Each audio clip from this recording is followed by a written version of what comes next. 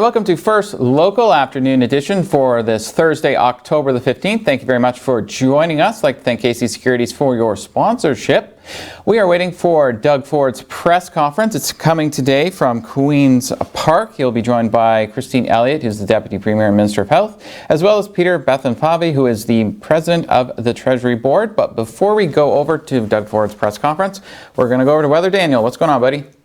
Hi, Weather Daniel here with your On TV Weather Minute on your Thursday, October the 15th. We're going to look at our camera now, and it's a wet one, and it's going to continue to be that way throughout the day and into the overnight. We're going to see the winds pick up. Our camera is brought to you by wirelesscom.ca. Check their website out for all their services. As we get into your overnight, you may see a snow shower, and getting into Friday, some mix of snow and rain showers potentially in the morning, 8 degrees. Saturday and Sunday, you're looking at rain during the day, 9 degrees. And getting into your long range, Monday, maybe snow rain showers, 5 degrees before we cloud over for a day, and we see the rain return with a high of 11 on Thursday. Overnight lows are staying in single digits, reaching 8 on Thursday. Have a great day, everybody. This has been your On TV Weather Minute. Thank you very much, Weather Daniel. Greatly appreciate that, even though we're not really too appreciative of the weather over the next 7 days, as it looks to be filled with rain and snow. Oh, fun. Okay, just a quick reminder. Tonight at 5 p.m., the Alzheimer's Society of Sault Ste. Marie and Algoma has their annual general meeting. Obviously, because of COVID-19, it's going to be virtual this year. You can go to their website and find out more information on how to participate. It is a Zoom meeting, which a lot of meetings have been in Zoom meetings since COVID-19 started. So you can go over there to check that out. Also, tonight, the League of Women Voters is having their debate for Michigan's 107th District. You can go to their website as well to find out how you can watch that online and participate and ask questions of the candidates. Okay, it's been a busy day for Terry Sheehan. This morning, he did an announcement, obviously, here in Northern Ontario with regards to FedNor, where he is the parliamentary secretary. The federal government is announcing about $2 million in investments in 2 local businesses. One is Pinocan Hill Farms. They're being given approximately $1.4 million to build a state-of-the-art abattoir, a meat processing plant, and a retail butcher shop. That's out in the Bruce Mines area. This new facility will be 13,000 square feet. It'll have a commercial smoker, curing section, and as well as high-volume hanging and freezing facilities. Once complete, it can increase their sales by up to 65%, and it will help to create and maintain 15 local jobs as well. The second, and Chris Gordon, who's the owner, is very thankful for the money to be able to create this new state-of-the-art facility. The other remaining amount of money is about $588,000. It's going to Bio Enterprise Corporation to create a Northern Ontario tech hub to support the growth of agri-food businesses in Northern Ontario. Dave Smartin, who's the president and CEO of Bio Enterprise, said, "We're thrilled to help bridge the gap in the agricultural innovation ecosystem by connecting agriculture and food tech businesses with services and investors to accelerate business growth in Northern Ontario." Terry Sheehan obviously was thrilled to make this announcement. He did release a statement, and it said, "We will provide our producers with access to state-of-the-art processing facilities and create opportunities for entrepreneurs to pursue a future in agriculture. I'm pleased that our government is stepping up support for this important sector by helping agro-food businesses start, scale up, innovate, access new markets, and create high-quality jobs across the region." There is another Terry Sheehan FedNor announcement coming later today. It starts at 1:30. You'll be able to check it out on Sioux Online later today. We'll have information with regards to that announcement. And that announcement will be here in Sault Ste. Marie. Okay. Across the border in Chippewa, 2 new cases of COVID-19 were reported yesterday. This means that they have now had 96 total cases, 72 recoveries, which means they have 24 active cases.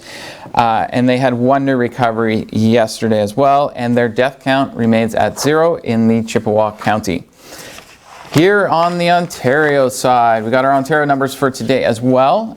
It's a high number, but at least it's trending in the right direction. There was 720 new cases today. Just to put this into perspective, it was 746 yesterday and 807 on Thanksgiving Monday. We did almost 40,000 tests in the last 24 hours. There was 5 deaths. One of those 5 deaths in the past 24 hours was in a long-term care home resident. The 4 others were in the general public.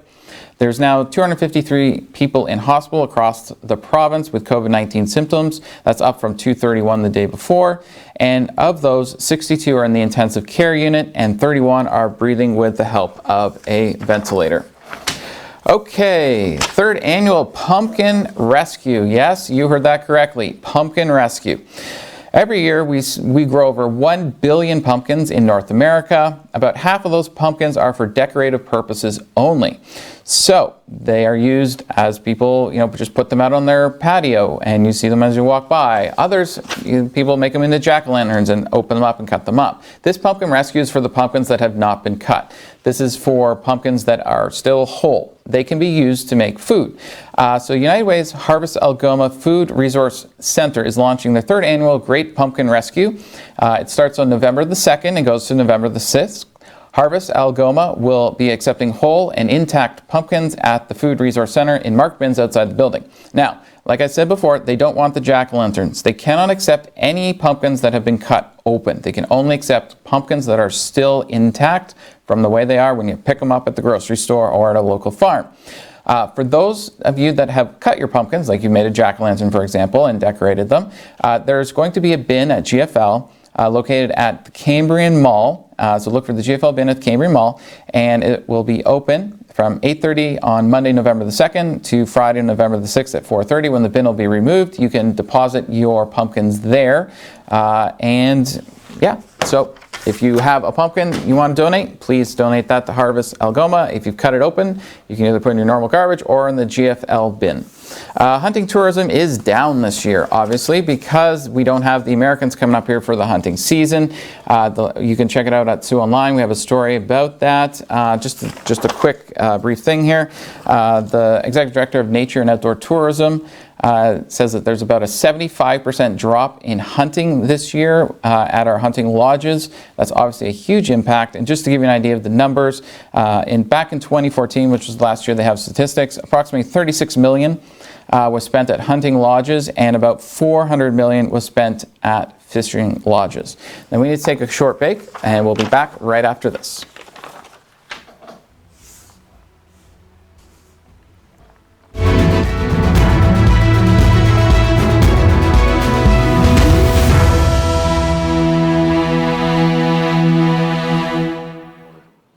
NBA All-Star and team ambassador for the Toronto Raptors.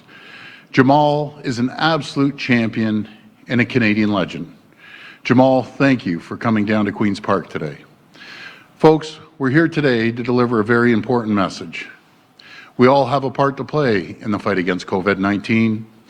One of the best and simplest ways to protect you and your family is to download the COVID Alert app. It's easy to use, totally secure, and free to download. It notifies you if you've been exposed to someone who has tested positive for COVID-19. The app does not store any personal information, unlike most social media apps, including Facebook and Twitter. You just see it and forget it. And we can all be proud of that. The National COVID Alert app was made right here in Ontario with the help of the incredible teams at Shopify, BlackBerry, and the Ontario Digital Services. Since launching this Made in Ontario app, there have been almost 4.5 million downloads across the country, and that number continues to grow. And I have directed that over 26,000 staff in the Ontario Public Service have the app download to their government phones. Because as government employees, we work for you. Those government cell phones, they're your property. This is a very small, but important way that we can lead by example. And I am proud to see the CEOs of major companies and banks have agreed to help promote COVID Alert with their employees and customers. They know this app is a critical tool. They know it's another way to keep their workers and customers safe. And I want to give a few shout outs for the companies here. Maple Leaf Sports and Entertainment, who represents the Toronto Maple Leafs, the Toronto Raptors, Toronto FC, and the Argos. A special shout out to my friend Michael Frisdale. You're doing a great job, Michael. President and CEO of MLSE. Thank you to you and Jamal for your incredible support.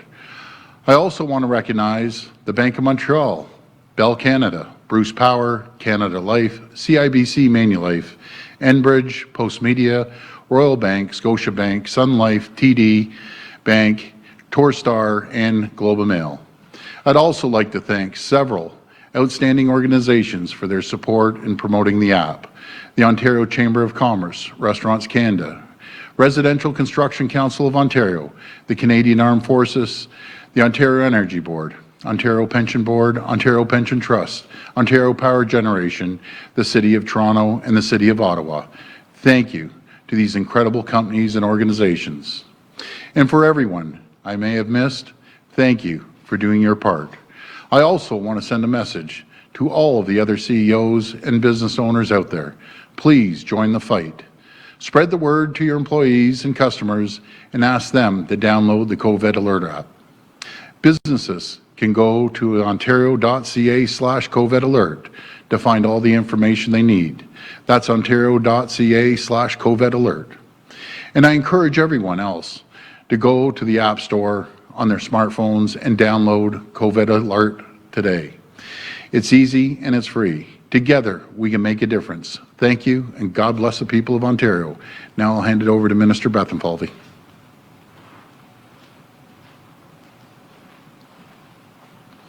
Thank you, Premier Ford, and good afternoon, everyone.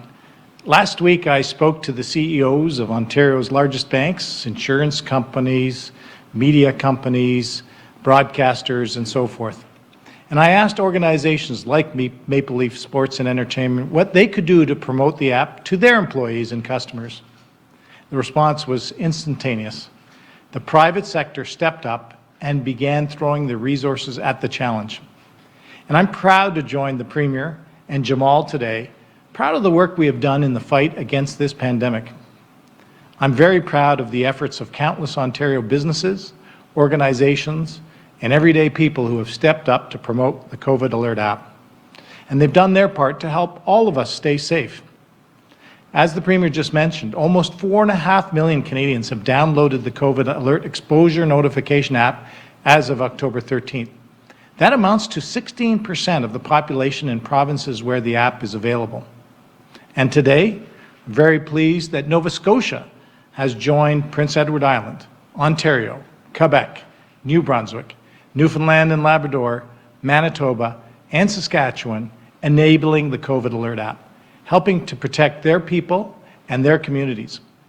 Over 1,000 one-time keys have been entered by app users in Ontario who have received confirmed positive COVID-19 test results, notifying tens of thousands of Ontarians of a potential exposure so they can take the necessary public health precautions.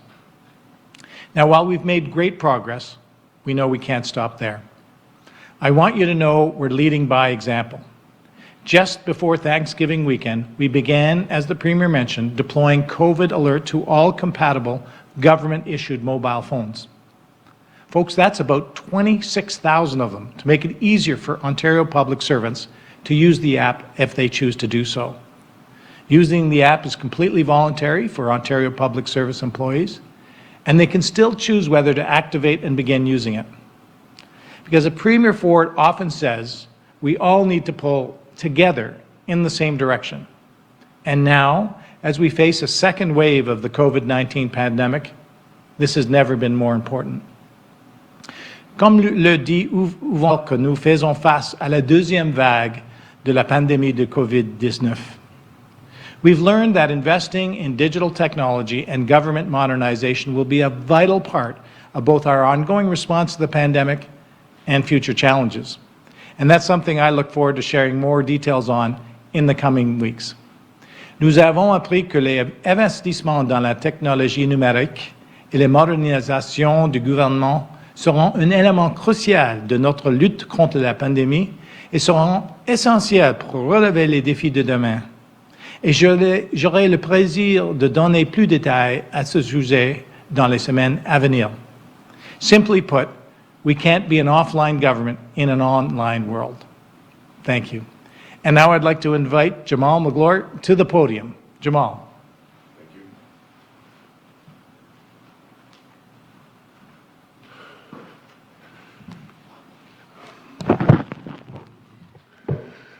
Thank you to the Premier and his team for having me and all the work that they've been doing to keep us safe during these challenging times.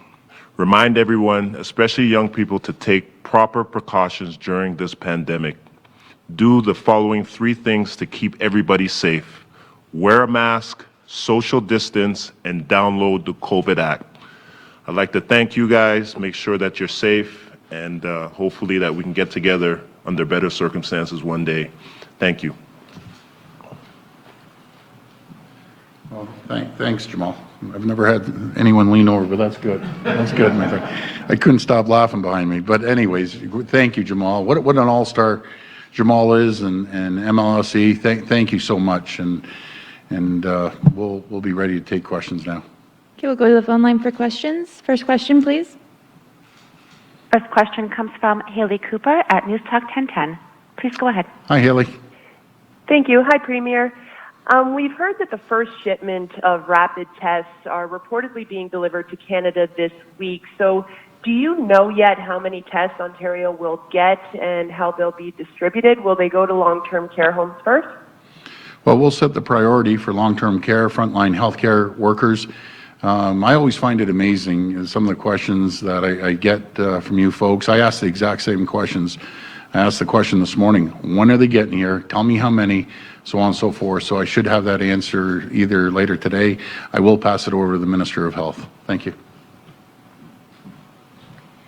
Well, we do expect the first shipments very soon, and right now we are about to complete the work that we've done in analyzing the best way to use these tests. Certainly it appears that they would be very helpful for long-term care homes.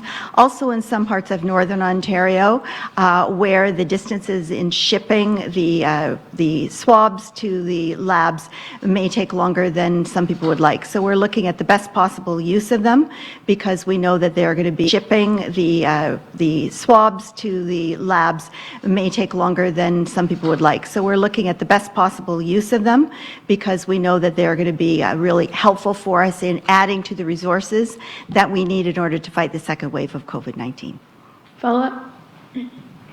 Thank you. And my follow-up, Premier, we wanted to circle back with you regarding the third-party delivery app and your plea to them to cut the commission rates charged to restaurants. Have you been given a commitment from them to do that since making the comments earlier this week? No, not yet, Haley, but another good question. What I've done from the beginning of this pandemic, I always ask nicely, then I start begging, and then I put down the hammer. So I'm asking, don't charge these restaurants upwards to 30%. A lot of people that are ordering the meals don't realize that these poor restaurants that are holding on by their fingernails, these delivery companies, and God bless them, good companies, don't get me wrong, but they're making a fortune. Just imagine, an absolute fortune. They're making more money than they've ever made in their lives. And all I'm asking is be part of the team. Don't be greedy, because I can't stand when people are greedy, and don't charge these restaurants 30%. And then on top of it, they got the delivery charge, the service charge, and they keep tacking it on. And the poor restaurant owners are the ones holding the bag. So, you guys pitch in. That's warning number 2, by the way, for the delivery folks. Next question. Next question comes from Paula Lauricchio at the Canadian Press. Please go ahead. Hi, how you doing? Hi, Premier. So the FAO put out a report today that shows that, projects a $37 billion deficit for 2021. And it also says that, the economic recovery of Ontario for next year at least, really hinges on how hard this second wave will hit. Yeah. It also says there's about $9 billion in program spending that hasn't been allocated yet. So is the plan to use that $9 billion to offset some of that deficit, or will you be allocating it to kind of mitigate some of the impacts of the pandemic? Well, we look at the contingency, that as a contingency. We can't leave the cupboards bare. So there's always things popping up constantly. We do plan on spending that money. But when we're looking at the deficit, and I heard the report, and I just don't believe, and we never believed in this when we first took office, about raising taxes. We can drive efficiencies. We can also look at making it attractive for companies to hire more people, which we did. We gained 307,000 jobs. We saw revenues go up to close to $3 billion. So that's how we're going to get ourselves out of it. We're going to turn this economy on like the likes of which people have never seen by lowering, making sure that we get rid of regulations, get rid of the red tape, making an environment for companies to thrive and prosper and grow and drive efficiencies. It doesn't mean I don't believe in laying people off. What I believe in driving efficiencies, and I'll give you one example before I hand it to the President of the Treasury. You know, there's a few things I always say. I understand economics. Health is not my forte. I let the experts tell me about the health. But economics, when it comes to the President of Treasury, myself, the Finance Minister, we understand it. We came from the private sector. And when we looked at the procurement system, and it really came to light down here when we're looking at getting the PPEs, and we went through the first couple months in a real crisis and finding out how the procurement system, how deep it is. I'll give you one example. We had Mcdonald come in, support us, donate his time, a former executive at Canadian Tire, and I said, about 65. We find out in Ontario, because all the ministries, all the agencies, are you ready for this one? We have 7,000 people procuring. That's staggering. We're going to make sure that we have central procurement that, and I always use this example as toilet paper. So we have every agency out there and every ministry, everyone's ordering toilet paper, for example. Doesn't it make sense? And by the way, they go through distributors. So by the time we get it, they put their markup, the distributors, each one of them. Why aren't we going to Irving Tissue directly? They're down the street. Why aren't we going directly to Kimberly-Clark up in Huntsville? Why don't we order in bulk like any other normal company, no matter what size they are, and everyone goes online and bang, okay, we need 1 case of toilet paper. But guess what? When you do that, you buy in volume and you get a lower cost and you're saving taxpayers money. We're guesstimating we can save upwards $2 to $3 billion by centralizing procurement, no matter if it's toilet paper, pens, paper, whatever it is. But having 7,000 purchasing agents, that's ridiculous. And everyone has their favorite little guy or gal and going through distributors. Well, folks, all these companies, the party's over. We're going to start driving efficiencies, putting more money into the taxpayer's pocket until they can go out and they can go spend it and get the economy going. It's simple economics, but I'm going to pass it over to the President.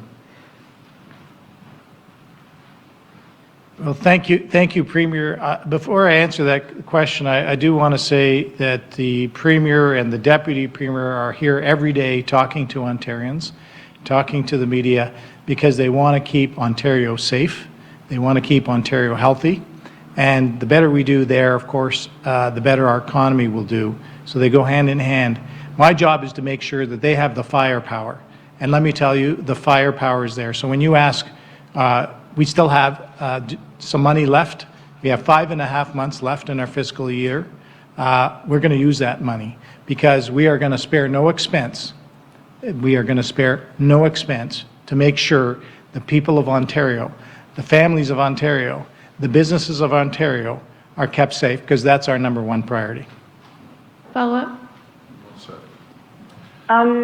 So the report also says that if the province, if your government still wanted to balance the budget by 2023-24, as was the previous recovery plan from the 2019 budget, that it would take about $14 billion in permanent revenue increases or spending cuts or some combination of those two things.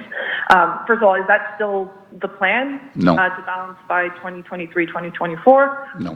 And if so, are you looking more at revenue increases, spending cuts, a combination of both? What's the plan? Well, another good question, but no, that was the plan prior to the pandemic. Now we're in a whole different ballpark. And Combination of both. What's the plan? well, another good question, but no, that was the plan prior to the pandemic. Now we're in a whole different ballpark. And Combination of both. What's the plan? well, another good question, but no, that was the plan prior to the pandemic. Now we're in a whole different ballpark, and we're gonna do it over a number of years and be thoughtful about it, responsible, and make sure, as Peter was saying, that we're going to make sure the #1 priority is to get companies back on their feet, get families back on their feet, securing more jobs as we did prior to that. I know we had the numbers job numbers go up, but this is like a roller coaster. We're still about 340,000 roughly behind before we were with the pandemic, but we're going to go back at it, and I'll pass it back to the President of the Treasury. Yes, thank you again for that question. So we're not going to be balancing the pre-COVID numbers. I think that's just the reality. And again, along with the Minister of Finance and myself and the whole team, we're going to make sure that we take first and foremost the safety and health of all Ontarians into account. Now, we have to file a budget by November 15th, so we're hard at work at that, and we'll obviously have more to say. But there should be no question in the people's minds in Ontario that the Premier and the Deputy Premier and the whole team and all of caucus are working 24/7 and have been since COVID broke out to make sure that we provide the supports fiscally to make people safe, family safe, as I said, and the businesses, because they all go hand in hand. There will be a time to look at the books in more detail, but now is not that time. And we'll make sure that we spend the money in the most efficient way. And as the Premier said, there are other ways to spend money smartly. The COVID Alert app was a great example of something that was basically developed by the Ontario Digital Service, so that's in my ministry now, along with Shopify and BlackBerry, who provided resources for free. And we handed that over to the federal government. And by the way, we got some of the code from Alberta. So a real partnership, provincially, federally, provincially, in a smart way, with not a lot of taxpayer expense, to make sure people are safe. And we're going to continue to do that. Next question. The next question comes from Lorenda Redikoff at CBC News. Please go ahead. Hi, Lorenda. Hi there, Premier. How you doing? Good. This first question is on the modified stage 2 closures. We've been finding frustration and also confusion. In one case, a martial arts studio is remaining open. It says it's not a gym, but that it's a private sports club, and so can stay open. Then Gymnastics Ontario says under the rules, its competitive teams can still train. And then there are dance studios who say they're being unfairly lumped in together with gyms, and so aren't allowed to open, while things like kids hockey can continue. So what's your response to these organizations? And also, maybe there's some clarification on what is allowed. Before I pass it over to the Minister of Health, you know, some of these areas, be it karate, one-on-one, or dance. I'm a big supporter of these dance companies and training facilities, that they have some really young athletes. They're following protocol. They're wearing masks. They're practicing social distancing. They're doing everything. So I can't disagree. There's a lot of things I can tell you. I don't always agree, but I have to listen to the health and the science, epidemiologists, and the rest of the team. You don't think it frustrates me, but I can tell all the dance studios, I'm onto it. I will ask. I will drill down for you, because I think it's important. I'm a big fan of these organizations, and I'll do everything I can. But at the end of the day, I still have to listen to the docs. But there has to be a balance here. You know, it's critical. I can't emphasize this enough to our health team. I can't emphasize it enough to our 34 chief medical officers. When these decisions come down, you're all incredible medical minds. We have some of the best in the country. But you got to weigh the economy. You got to weigh people's livelihoods. You got to weigh mental health, because a lot of people are on edge right now, and I feel it out there. I talk to people. I'm talking on the phone all day, all night, talking to people out there. So we got to have that balance. So to all the folks in the dance studios, I'm going to address it, and we'll be able to get back to you on that. And I'll pass it over to the Minister of Health.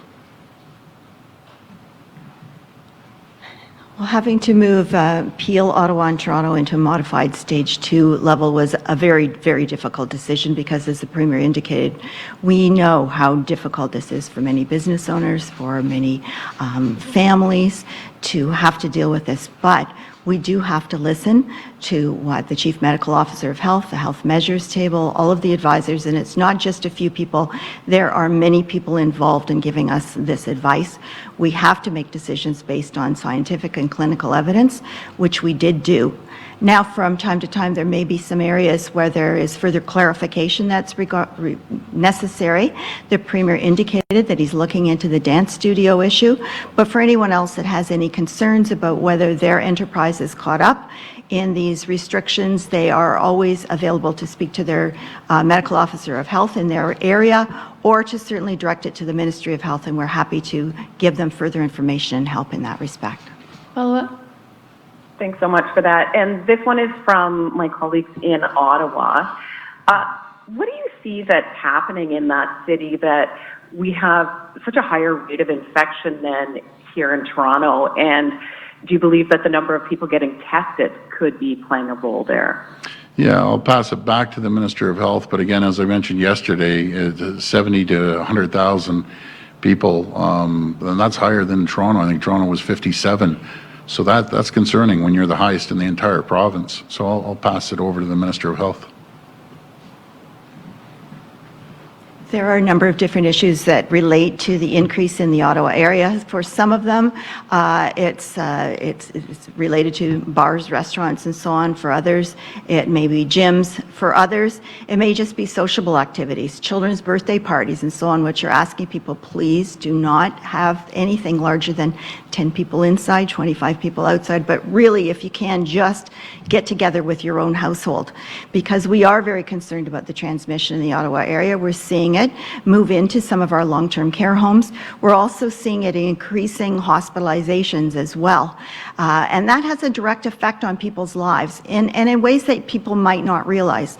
So for example, we're saying to young people, particularly, please don't go out and get into large groups, don't get together for parties and so on, because that might mean somebody will catch COVID and they'll end up in hospital.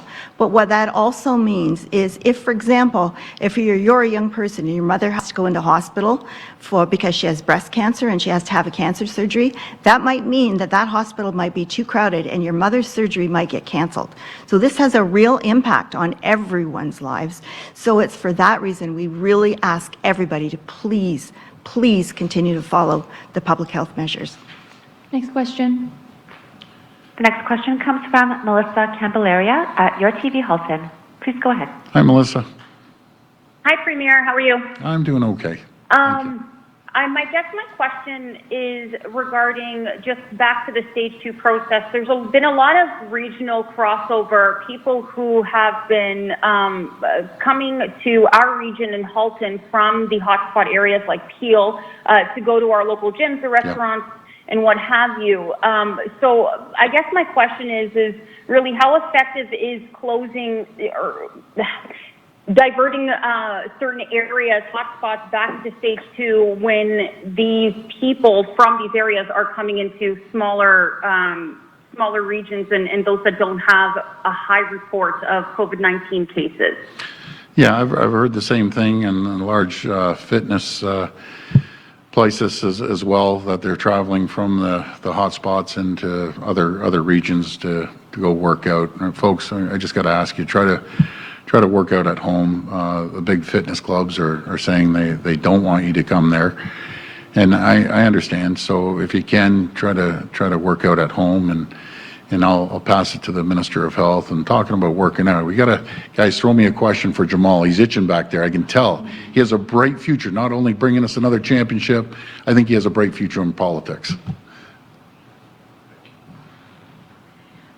Well, we certainly do recognize that when you make a movement with one particular area, such as we did with Toronto, Peel, and Ottawa, moving them into modified stage 2, that there may be people that will move from their areas to other lower risk areas, and that can cause community transmission there as well. So we're watching every part of the province on a daily basis to understand how many new cases are arising in each particular area. We'll take action if we need to, but as the Premier indicated, please stay within your own region. Please work out at home. Please obey the rules and regulations affecting your home region so that we don't end up with problems in other regions in Ontario. What we really want to do is bend this curve, get these numbers back down again. And if we have people traveling around outside of their own home area to get some of these services, that's going to only add to our numbers and add to the problem. So please stay where you are, work work out of home if you're able to, and stay within your own region. Follow-up? Yes, but further to that, though, if in fact, people continue to not listen and do this, is there potential that the government will have to put more regions into a similar stage to offset those that continue to break the rules? Yeah, if the spread continues and it goes into other regions, yes, the answer is yes. But again, we can't police 14.5 million people. Everyone's pitched in, everyone's helped out, everyone's followed, for the most part, the guidelines and protocols. So that's all we're asking. Please just follow the guidelines, and everyone should be better off at the end of the day. Last question. The last question comes from Tina Yazdani at City News. Please go ahead. Hi, Tina. Hi there. I actually wanted to ask about York Region, which is seeing some pretty high numbers the past few days, even surpassing Ottawa. And I was wondering why that region hasn't been moved to a modified stage 2 yet. Well, we'll be sitting down again with a health table, and we have a meeting, the minister and I, after this. But yeah, York's teetering right now. Sorry, and they've been teetering for a little while. And so we just got to be careful. So we're keeping an eye, a very close eye on York right now. It's concerning. Follow-up?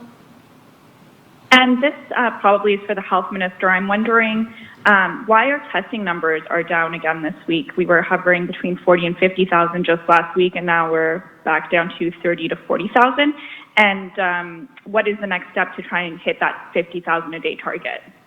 Well, I'm sure we will get those numbers up again, but I would suggest that because last weekend was a long weekend and people had other plans because it was Thanksgiving weekend, that was a reason why the numbers dipped.